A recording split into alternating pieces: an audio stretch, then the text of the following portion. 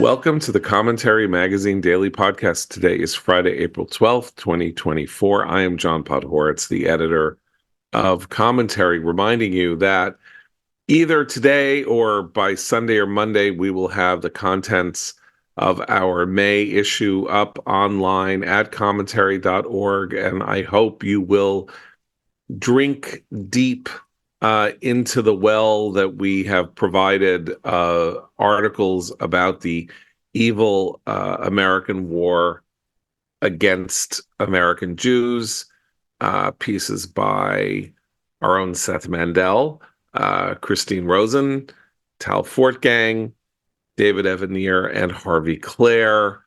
I have a piece which is a bit on the subject. Anyway, it's that should all be up for your perusal, hopefully before the end of Friday, but if not, sometime on Sunday, probably. Anyway, with me, as always, executive editor Abe Greenwald. Hi, Abe.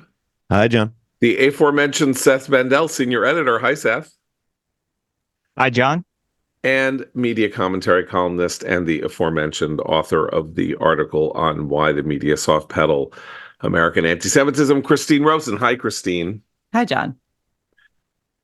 So OJ Simpson passed away yesterday or the day before yesterday at the age of 78 from cancer. And I guess everyone is taking a moment to reflect on the changes in American culture that were wrought by not his historic running back record with the Buffalo Bills or his history as a sometime actor, but rather the moment when he, I think it's fair to say without qualification, murdered his wife and a young man who came back from the restaurant she had been at to return her glasses, basically nearly decapitating him.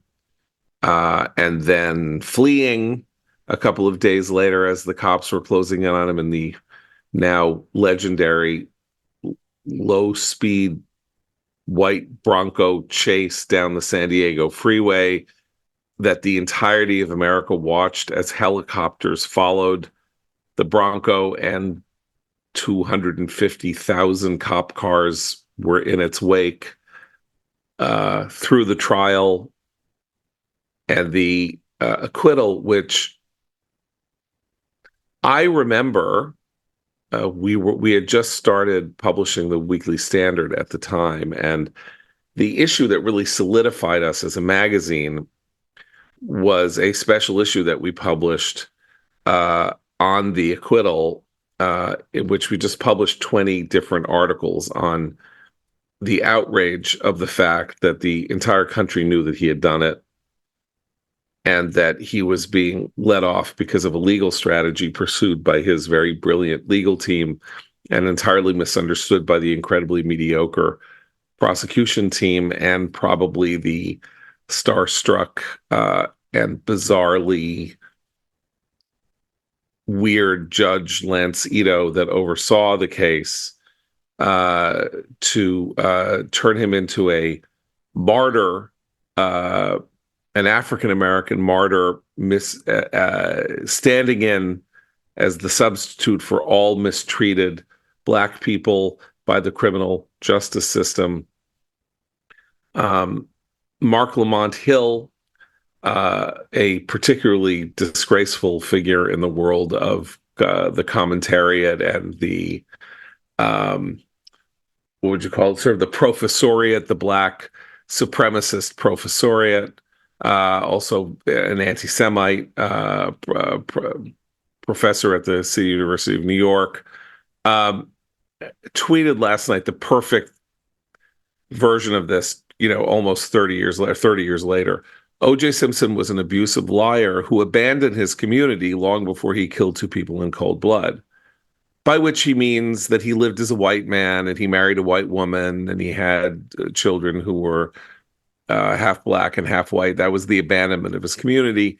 His acquittal for murder was the correct and necessary result of a racist criminal legal system, but he's still a monster not a martyr. So here you have I think, a pure summation of the evil that this verdict represented, an acknowledgement that he killed two people, but that it was good that he got away with it.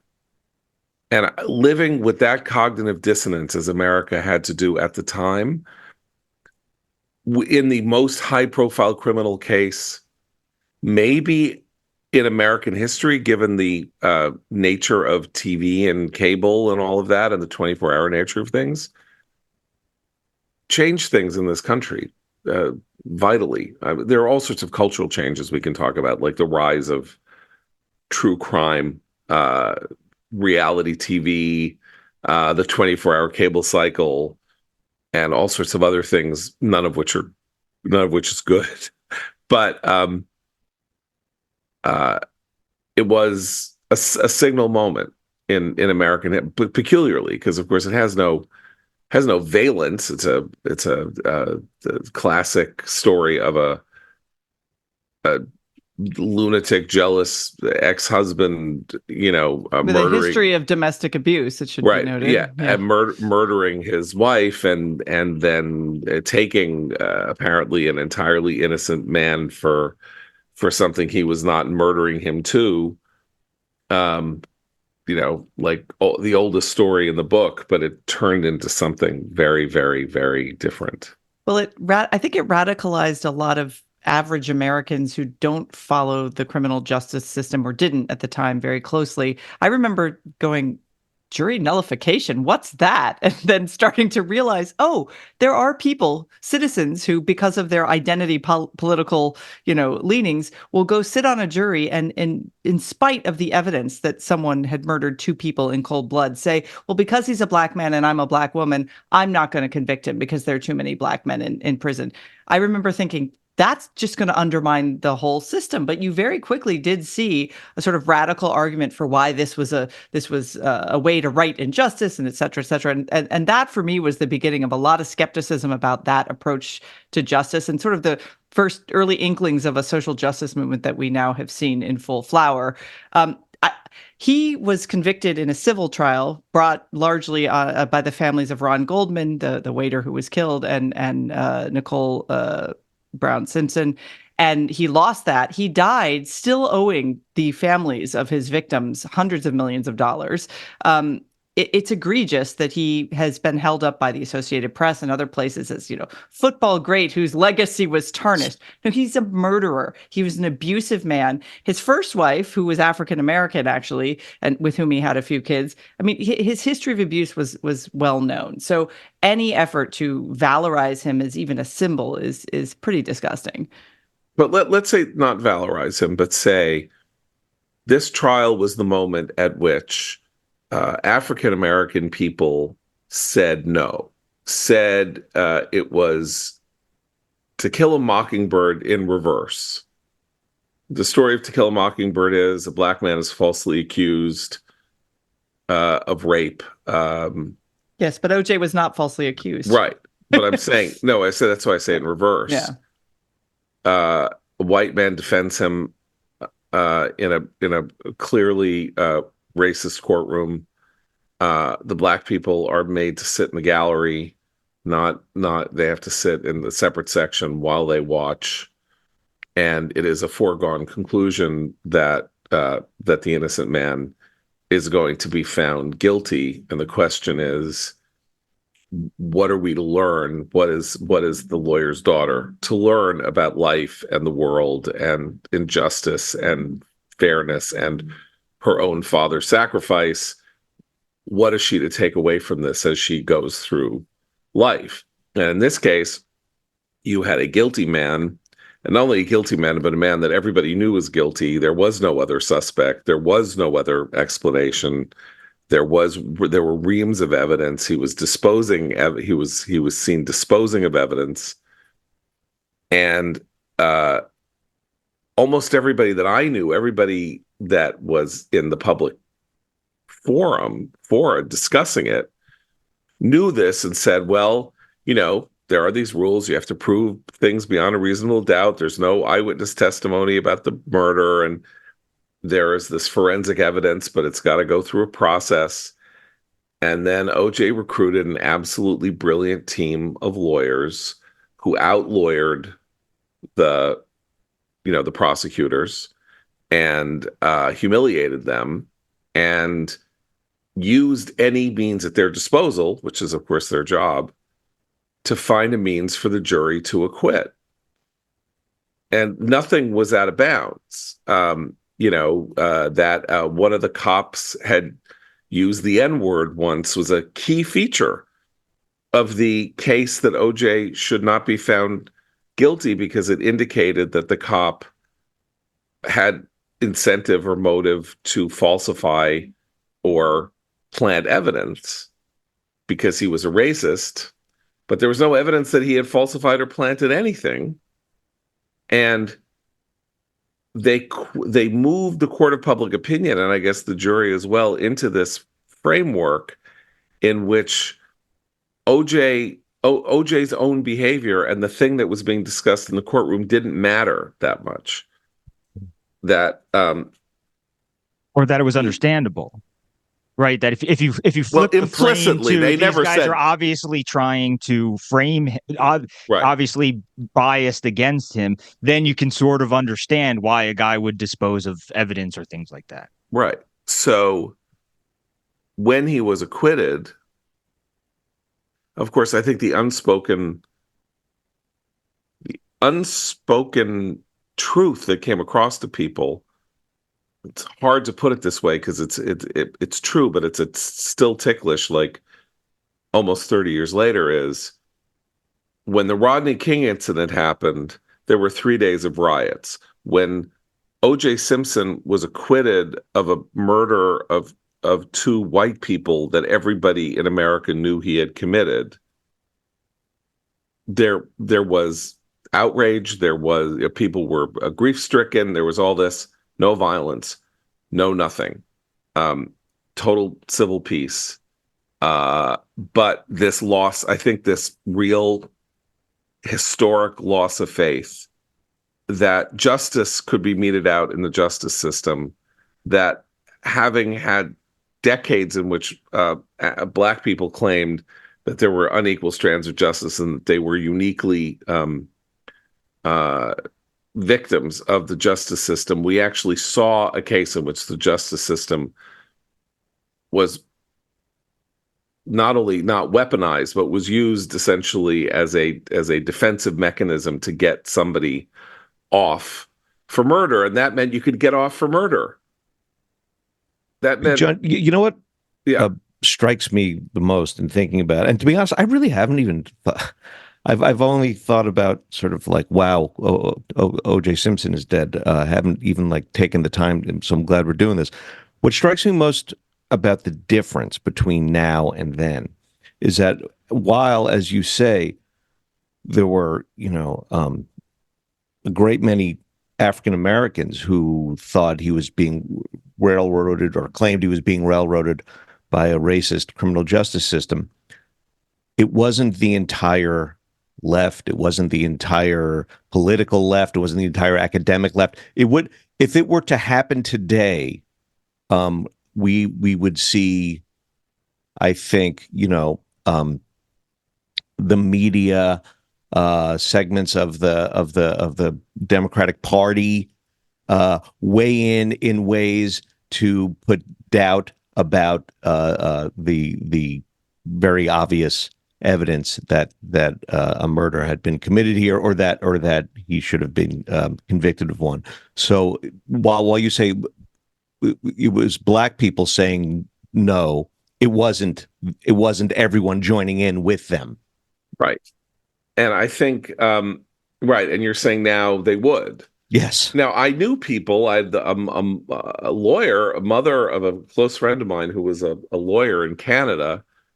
It's not as though you couldn't come up with conspiracy theories. Like, she was consumed with this conspiracy theory that proved that OJ was innocent. That will always be the case. The moon landing was faked, and Stanley Kubrick filmed the moon landing, and OJ was innocent. Like, it's not like those theories don't attain. In some ways, I think for the purposes of the yeah, get that, America. It was better that OJ did it and got away with it. In the logic of the something has to be done to show people how unfair the justice system is to us. So we should all advocate or implicitly advocate for somebody who murdered someone and got away with it, because white people get away with crime every day.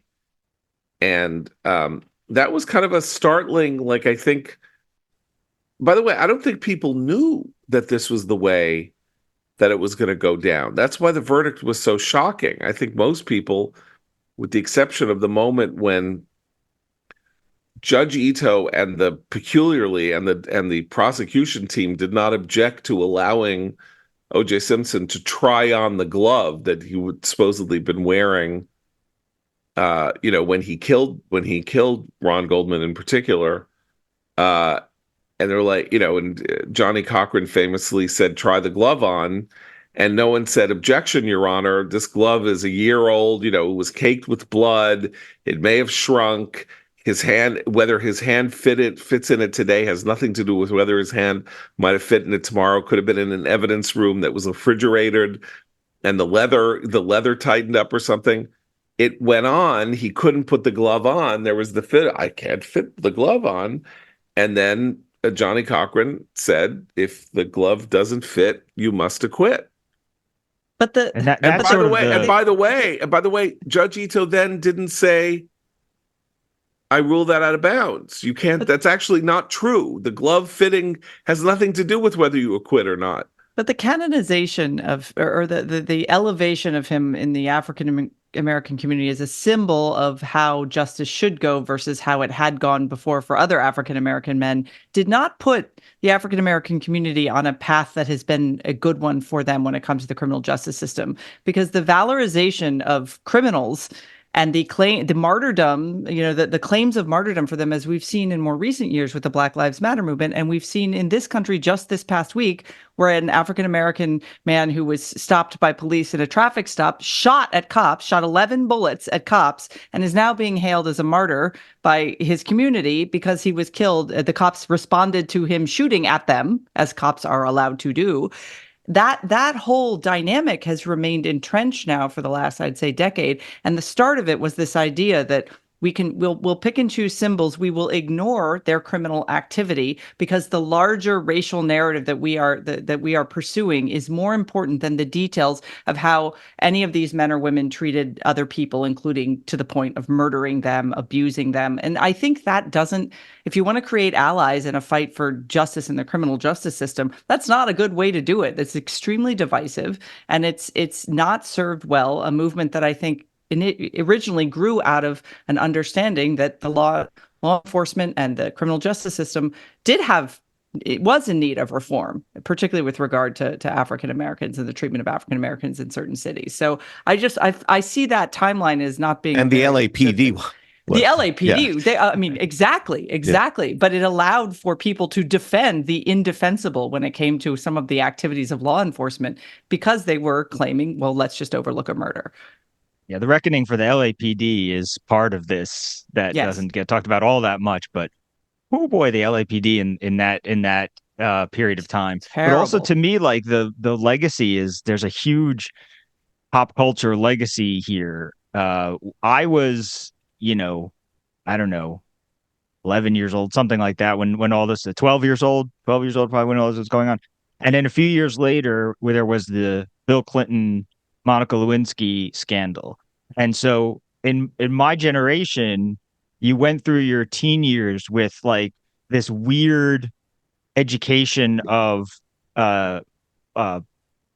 presidential politics, and on the one hand, and the legal system on the other, because we discussed this in class. In class, we would, in seventh grade, we would sit there and, the teacher would say, "What do we all think of the OJ case?" And then eventually, "What do we all think of the OJ verdict?" And, all this stuff. And that was something that, was brought into school. And like, what can we learn about the legal system? What can we learn about, jury instruction? I don't know, whatever. These were, and we were seventh graders. And so there was an element of like actual learning. We were supposed to learn something from this. We were literally supposed to learn something from this, and not in contrast to our priors or things we had learned in the past.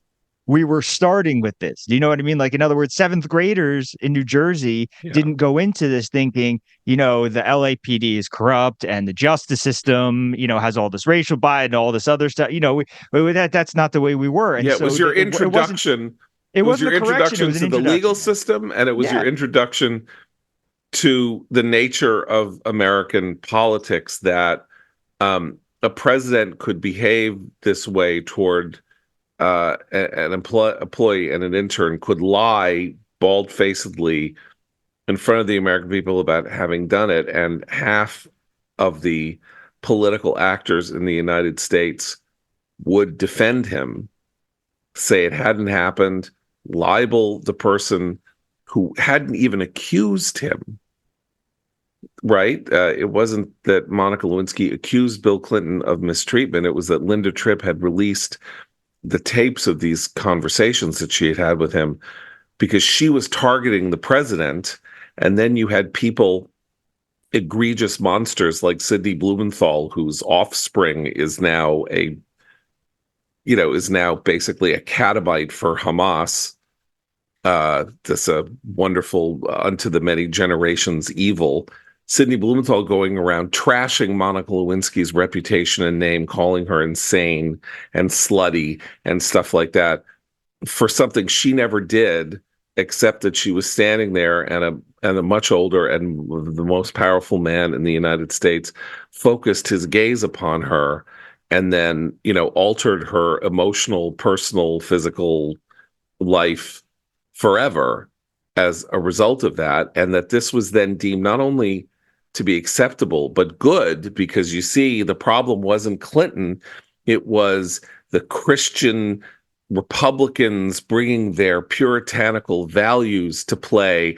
And if they were to succeed, abortion would be made illegal. Women would go into chains. So despite decades of talking about sexual harassment in the workplace, the most high-profile case of such a thing that had ever happened was excused away. And so we were informed in the 1990s that we were to live in states of pure cognitive dissonance for the rest of our lives when it came to matters of import, and that what we were seeing, we were not seeing.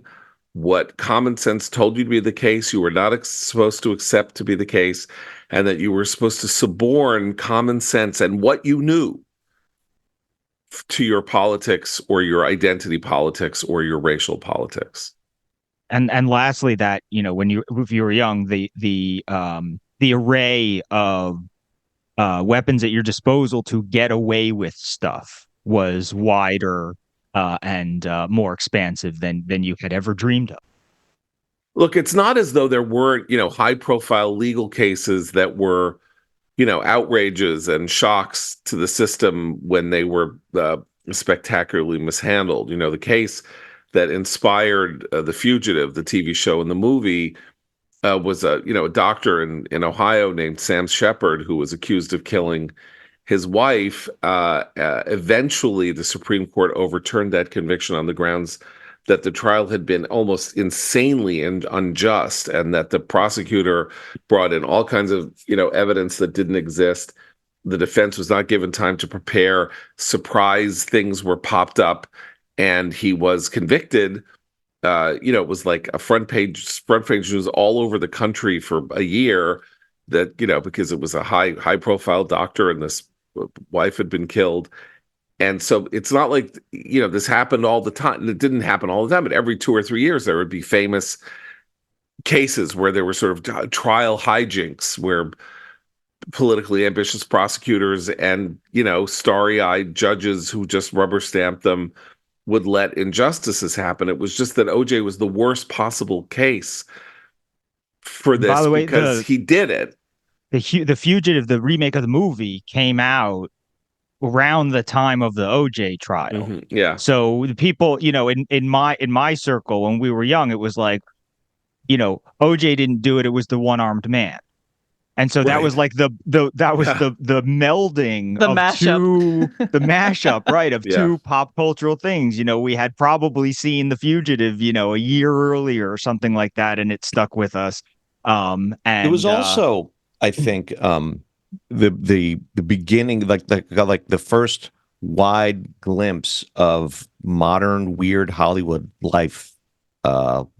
I mean, it was at Brentwood, but with Kato Kaelin at his house, having this houseboy, and it was like the first Kardashian to make a dent in the culture. That's the long-term vengeance of this trial on the American people, is that it brought us the Kardashians. Absolutely right. Yeah, right. But I mean, I think that's a really interesting point, Abe, because it's not just Kato Kaelin and stuff like that. It is also the face behind the celebrity mask that increasingly became the subject of sort of pop culture. Like everybody, Robert Blake, icons fell. Bill Spector, and so there is OJ, like the genial, gregarious. He's in the Naked Gun. He's running through your airport to get to the Hertz rental car, and going, doing the dash. Likable, funny, cute. Making TV movies and all of that. But of course, it turned out that he was a psychopath. And then you had Michael Jackson. You had Robert, as you say, you had Robert Blake. You had Bill Clinton. You had all of these people that, because of the nature of celebrity, others tend to emulate or worship or want to think extremely well of. And, there was almost like not a case in which you could say that such a person, universally beloved, wasn't taken down, and that we had to learn that all of this celebrity, that celebrity was not morally earned or morally deserved, and in fact encouraged people to behave in horrible ways. And I think also probably, was capping that off with Bill Cosby, or something like that. And it was also he was sort of, in retrospect, we had a whole debate about CTE, chronic concussion, the concussion syndrome, right? Yeah. When football players, and this was also this has been ongoing now for years, which is is the way that this sport is messing with people's brains, is that making them, I don't know, is that making people more easily violent or something like that? This is just part of it. I'm not asserting that it is, but the discussion at some point came back around to OJ Simpson, and he actually at some point said that he was worried he had it as a sort of, and it was taken as a sort of excuse. This was long after, it wasn't at the trial. Yeah. People weren't talking about CTE at the trial, but eventually concussions and head injuries in the NFL became a massive thing. And when OJ sort of came back into the, pop culture world, when he just sort of strolled back into life, everybody sort of went, hey, wait a second. And so there's also the sort of long tail of, again, these discussions about football and what it's doing to people, and whether that, and people look back and go, well, maybe there really was something going on that was sort of kind of inflicted on him, and what, so in other words, it's, even with the assumption that he did it, there's like this still, maybe not. Right. Well, there was Aaron Hernandez, the football player who murdered two people and then killed himself, and the autopsy showed significant damage to his brain from CTE. Of course, OJ did live till 78 and died of cancer, and did not show any of the symptoms of this disease, except psychopathy. Of course, he did, except where he did end up spending 11 years in prison. Interestingly enough, it was though it was necessary for him to face some kind of a judgment. That was over a case in which he went to with a kind of like a to call it sort of like a couple of enforcers to deal with somebody who he said was wrongly, falsely selling his memorabilia and wasn't giving him a cut or something like that. And that this threat or something, whatever had happened, finally got him into a courtroom, and a jury probably really relitigating the trial without relitigating the trial threw the book at him, as did the judge. And then he was, I think, served 10 years. Eventually, he did serve 10 years in prison as a felon, though not for the crime, Right. for which he should have spent the rest of his life in prison for murdering two people. Right. Yeah. Anyway, okay, so that's and then reality TV, the 24-hour news cycle, all of that, all of which we have suffered greatly from. So you could say that if reality TV was in a sense invented by court TV and by the OJ coverage, that the Donald Trump presidency has some connections. So the OJ trial gave us sort of all of our modern culture, except for social media, which wasn't around then. Yeah, so that although social media itself culturally is some kind of weird outgrowth of the 24-hour news cycle. I mean, technologically, it's not in any way whatsoever, but it is the idea that the conversation in life is supposed to take place from 12 a.m. to 12 a.m. every day, kind of was born with the 24-hour news cycle, the emergence of cable, the fact that, people don't really understand this, but there was a time before 1990 when your TV went to snow at like 2 a.m. and went off the air for 4 hours. And so even because if you were in Poltergeist where they come and talk to you through the TV. Yeah, exactly. But I mean, that there was this like 4 or 5 hours in the middle of the night when sadly, if you were an insomniac, you were kind of, screwed, or you had to read instead of watch TV, but where everything went quiet. And we have no such thing, any longer. And Mike McCurry, the Bill Clinton's press secretary, once told me that he felt a certain remorse because he was press secretary for Bill Clinton when the daily televised briefings started. This was a new thing, right? OJ was the first trial we all watched together on TV in this manner. The Clinton Lewinsky thing was the first presidential scandal we all watched together on TV. There was this sense of what is real, right? I mentioned The Fugitive before, but it was like, based on a true story. This is a real story. This one is an actual murder. This is it. And so McCurry, had said that there was something to this idea that, at the time it was like a great way to get the president's message out. The president had a bully pulpit, and CNN was willing to come in and tape, whatever Mike McCurry said on behalf of the president every day. How could he possibly pass that up? We're the bully pulpit. And then, it's sort of, but it was like the cameras in the courtroom versus the cameras in the briefing room versus necessarily the sort of daily. Well, that is a very important point because, of course, there was a debate ongoing pretty much from the 1970s that sunshine was the best disinfectant for our political culture, right? And that we should be able to see what politicians and what was going on in the proceedings of government. C-SPAN was born out of that. Sunshine laws that made hearings and things like that open to the public were like that. And then this conversation erupted about televising trials. And imagine a world in which the OJ trial could not be televised. That was the world 10 years before the OJ trial.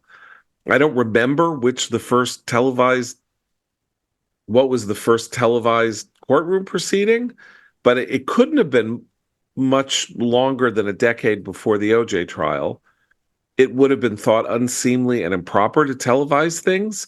There was an argument made at the time that televising political proceedings would turn them into circuses, would make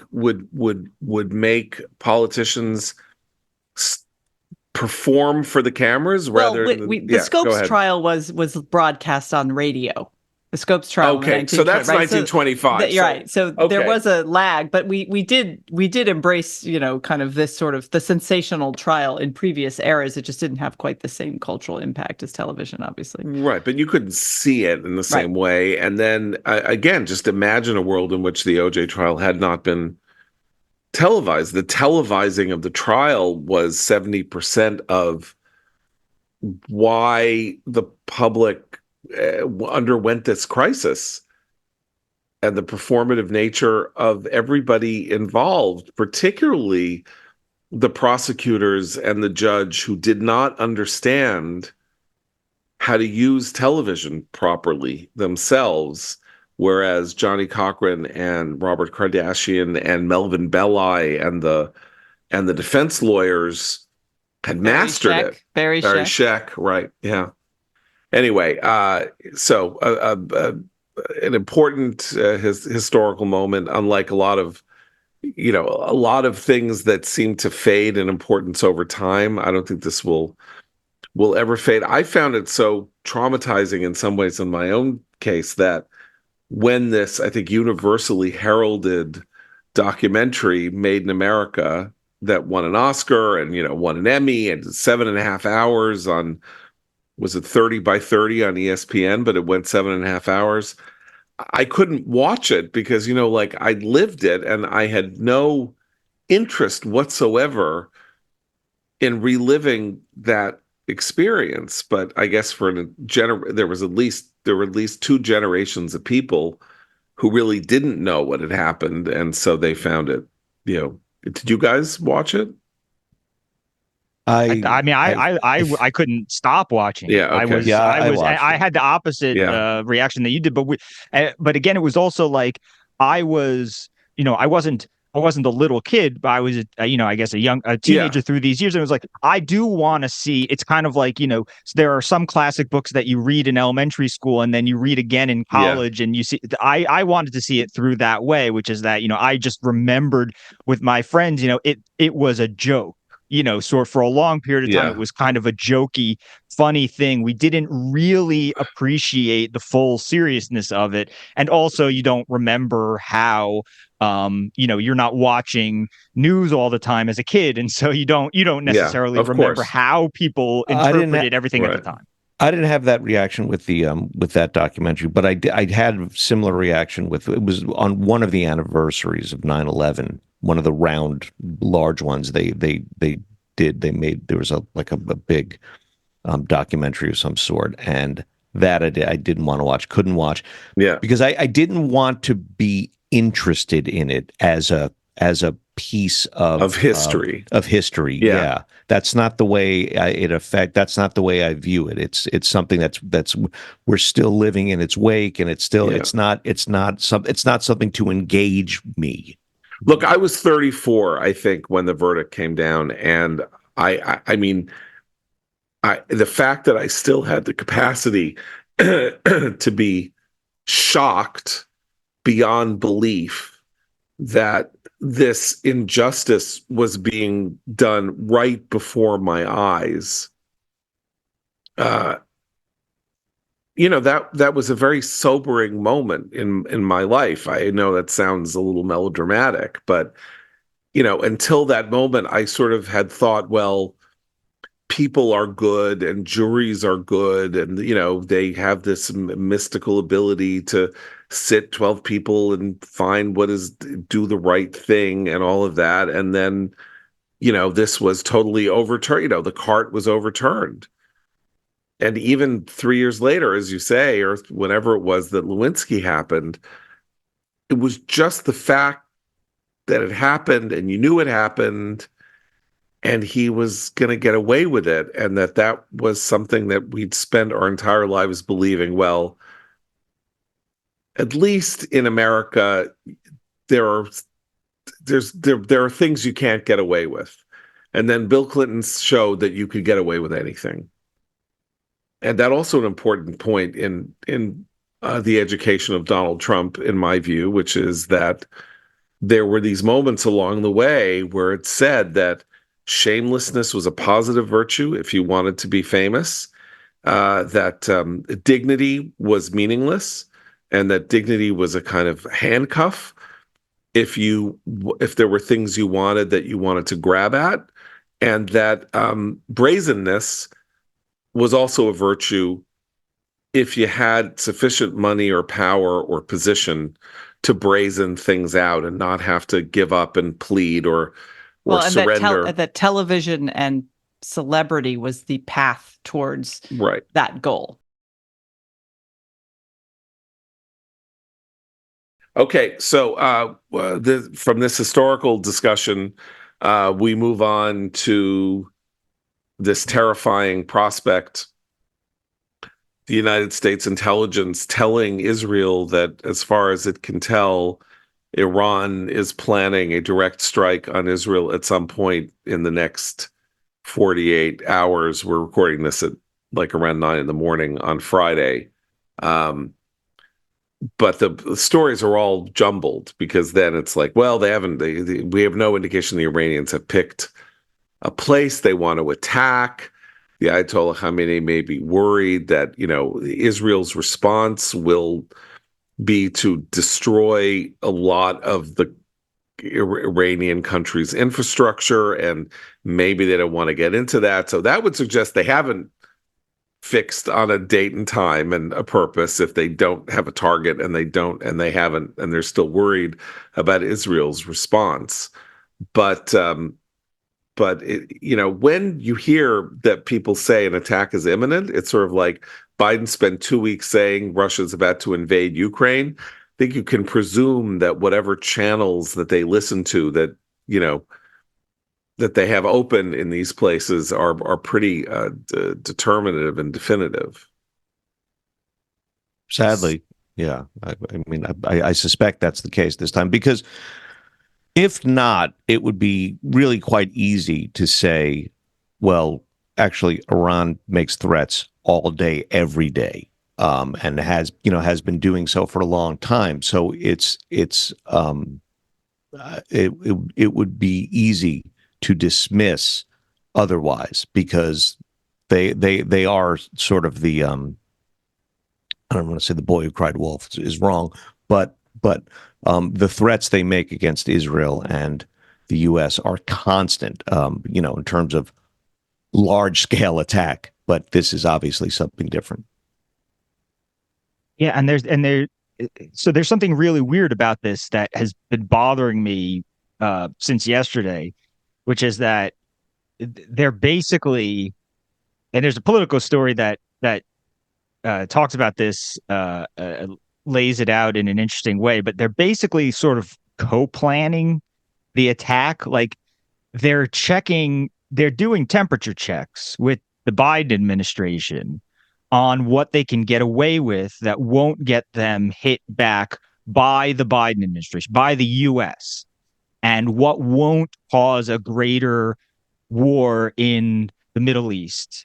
And there's a very weird aspect to, obviously this is diplomacy, and obviously this goes on all the time, but the this political doesn't article go on all the time. Well, no, but I mean the sort of the back room, the back channel talks with, regimes about like, you better not do this, right? You better not do that.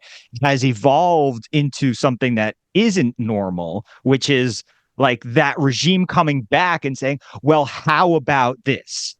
That's like the other side of this. Normally we're telling North Korea and we're telling Russia and we're telling China, don't do this, don't do this, don't do this, whether they listen or not. The Iranians are now coming back, according to the Politico article, and basically saying like, well, would this count?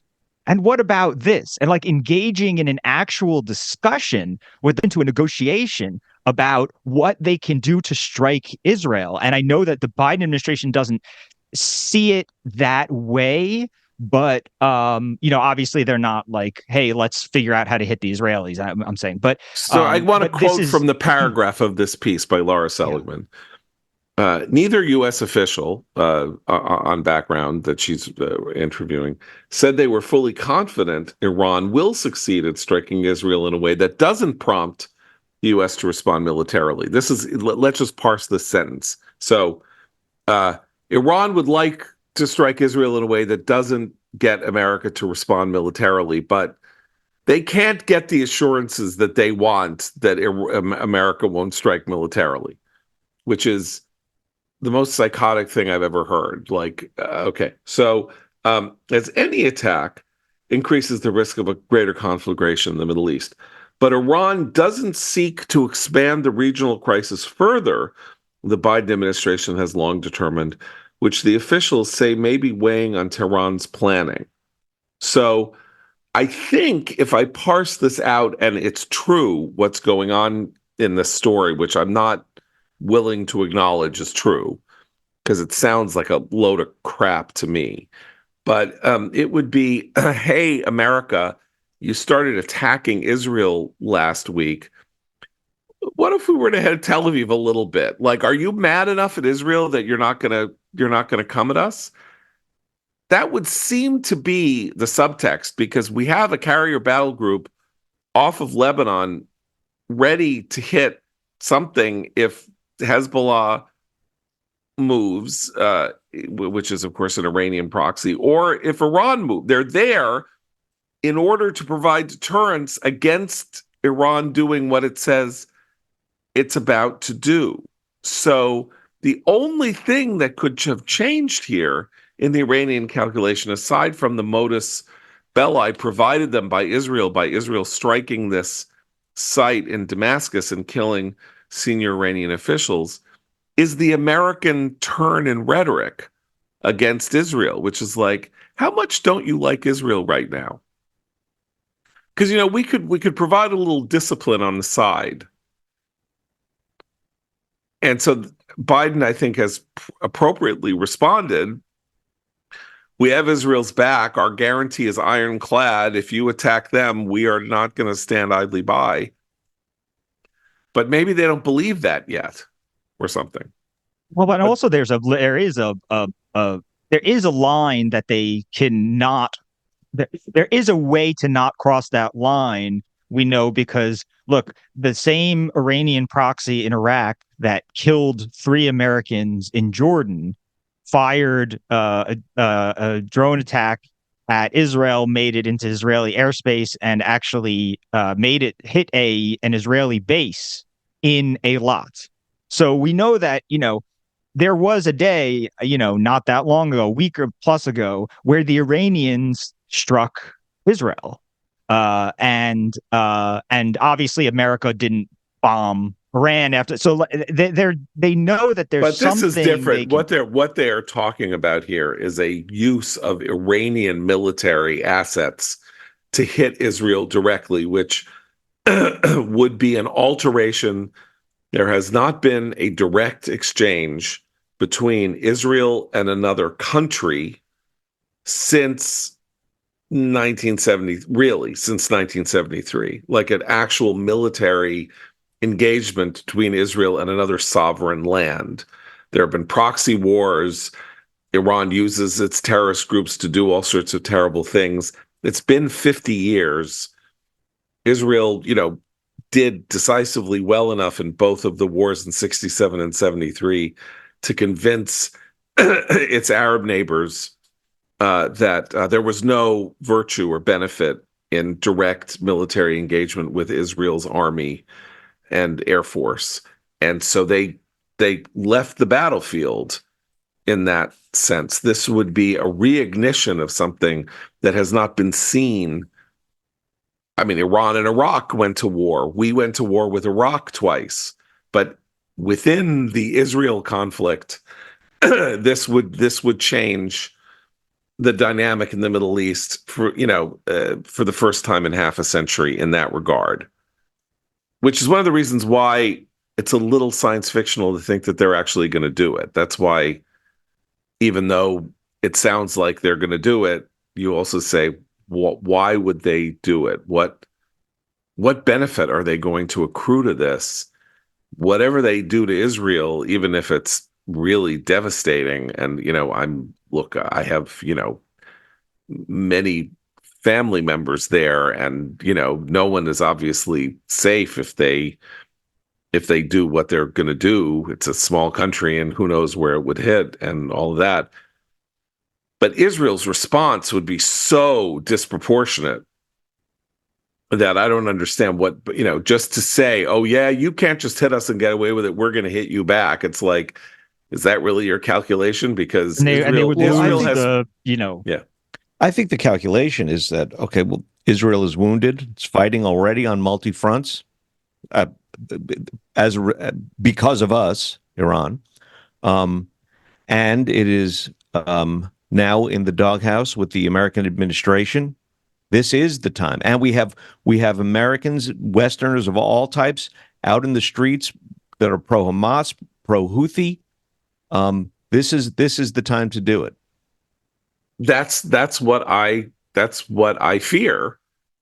But also, won't they like the risk? Right now, the Biden administration has been essentially playing Hamas's lawyer in these talks. It's been giving them reason to walk away and not take a deal and all this other stuff. And Hamas is Iran, so it's hard. I also don't understand how the benefit could outrun the possible, the pros outrun the cons here, because the risk for Iran, if they, we think that we're going to be able to do this in a way that won't get an American response. Why would you even be considering something that, let's go back to the other day on the podcast, we had the 5% doctrine, the 1% doctrine, right? If there's 1% chance that this would happen, if you were Iran right now and Israel were on the ropes, maybe Israel being on the ropes is the reason not to take risks and strike this way. I think that's very right, but that is very wise. Like let it burn. Things are burning. Israel's reputation in the West is burning. Let it burn. Don't do something where people say, well, I mean, Israel has a right to respond. Iran just bombed it directly. Israel has a right to respond. You change the conversation back to what right does Israel have to respond or not to respond. And, the world doesn't like the Iranian regime. I mean, Robert Malley may like the Iranian regime, and Trita Parsi may like the Iranian regime, and Wendy Sherman, may love the Iranian regime, but, most of the world doesn't actually like the Iranian regime. So I don't know. Well, let us hope that it doesn't happen. Because we're in a new reality when that happens. The only thing I can say of a surety is that Israel has been planning and training for 20 years for how to respond to an Iranian strike, and they developed the ability to refuel in the air so that they can send planes the 900 to 1,000 mile distance that separates Israel and Iran, so they can use long-range bombers, refuel in air, do all kinds of damage, massive damage. And Iran surely knows that. And that will happen if the worst happens. Does anybody have a recommendation? Anybody at all? I mean, I've been watching the We Were the Lucky Ones on Hulu. Okay, go ahead. And I think it's very good, and so I would recommend that. I think we're 5 or 6 episodes into it, so enough to say that it's worth recommending. But it's based off this book, which is a novelization by Georgia Hunter of what she found when she looked into her family's escaping from Europe before and during the Holocaust, during World War II. And it's quite a tale because of, we're not at the end of it yet, and I haven't read the book.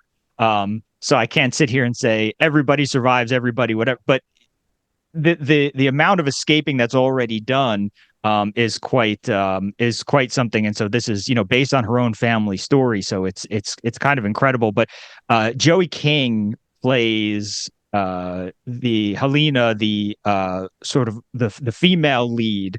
It's this is a family, and she's one of the adult children of this Polish family who are trying to figure out how to survive throughout the years. First, when the Germans come in, then when the Soviets come in, and then when the Germans and Soviets break up, and things go back and forth between them, trying to go from the German sector to the Soviet sector, and what makes more sense, in terms of who you should be living under. The pogroms happened under the Germans, so they go to the Soviets, and then they try to sneak back to their ghetto in Poland, because the ghetto is seen, once the Soviets take a certain turn and the Germans turn on the Soviets, the ghetto is seen as somehow more as safer, because the Germans now have a next target. And as we know, of course, throughout the war, one of the things that marked the war was that the Germans